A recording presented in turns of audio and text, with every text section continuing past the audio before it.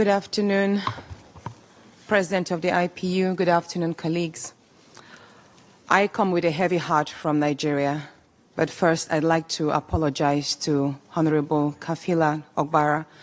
I am not here to bring shame to our country. I'm here to seek help for the women of Nigeria. Again, my name is Senator Natasha Akpabio. 5 days ago, on the 6th of March 2025, I was suspended. As a senator, I was suspended illegally because I submitted a petition of sexual harassment against the President of the Nigerian Senate, Senator Godswill Akpabio. I thought that by submitting the petition, he would recuse himself, and both of us will submit ourselves to the Committee on Ethics, Privileges and Public Petition for a fair and transparent investigation. But unfortunately, I was silenced and I was suspended.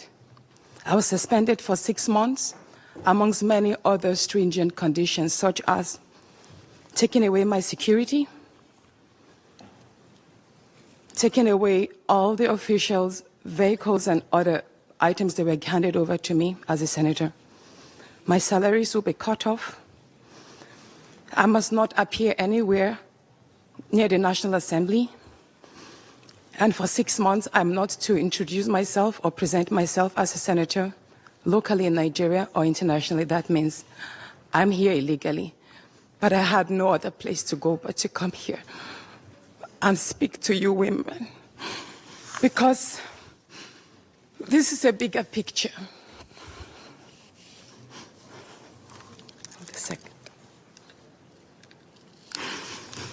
This is a bigger picture. It depicts the crisis of women political representation.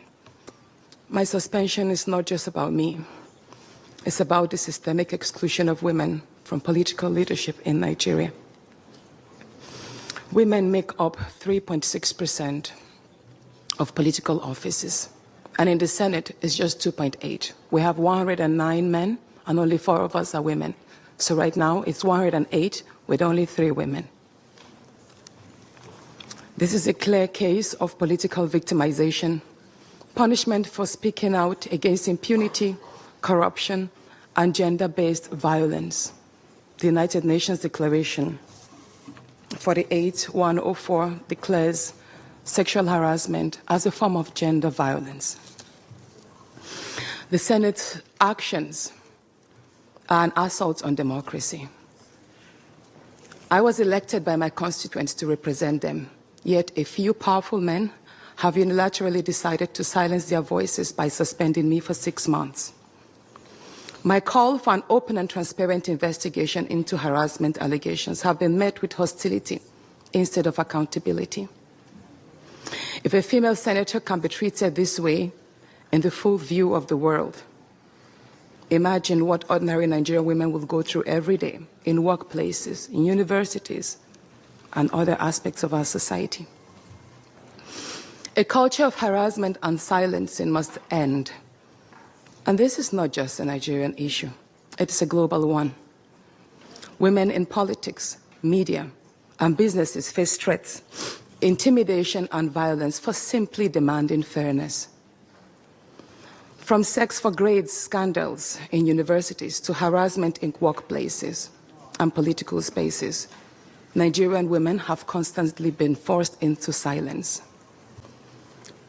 We need stronger legal protections and a zero culture tolerance for gender-based discrimination and intimidation.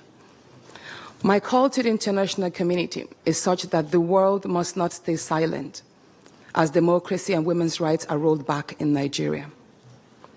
I call on human rights organizations, women movements, and democratic institutions to hold the Nigerian Senate accountable. Nigeria needs global partners to push for women's political inclusion, safety, and protection from political harassment. You may ask, what are my next steps? I will resist the political intimidation. In the past few days, a number of my colleagues, my male colleagues, have reached out to me and said, Natasha, All you need to do is apologize and retract your statements. And I told them I am not going to apologize. I will not apologize for my truth.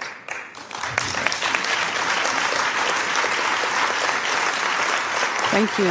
Thank you. And I told them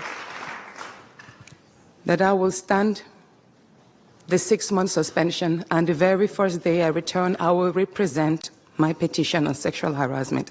And I will continue doing so until there is a fair and transparent investigation. I will fight. Thank you. I will fight this injustice and continue to represent my constituents, whether the Senate wants to hear me or not. I will work with women's group, civil society, and legal teams to ensure that this unconstitutional suspension is squashed. This is bigger than me. This is about ensuring that no other woman in politics or public office will ever be silenced again. Thank you so much.